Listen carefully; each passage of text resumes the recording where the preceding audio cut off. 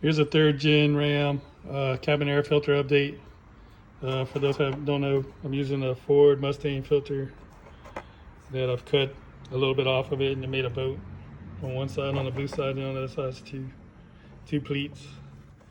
And it fits in there really good. And then when you put it in there, you gotta hold down these tabs on the side. It helps. I think it helps seal it better, which is good. And also, for this filter to work, you're gonna have to cut off some of the plastic off the bottom that holds it up like 3/8.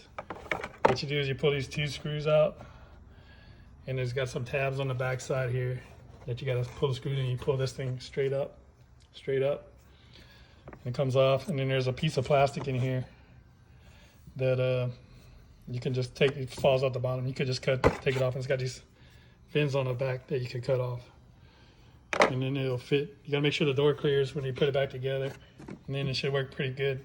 Another option I was thinking about, if I wasn't going to take this all apart and do it, if you want to just do it by removing your glove box and removing the grid and then putting the filter in, is to get the Honeywell HEPA pre-filters pack A. They got them at Walmart. I'll probably post something up on that later. But you could just cut those to fit, and it would fit in here pretty good, and it'd be all set. You wouldn't have to cut this plastic off the bottom for it to fit. And that's plan B, but since I got it apart, I went ahead and go with this route. So, but everything's coming out good. I'll give you an update more once it's more together. And bye.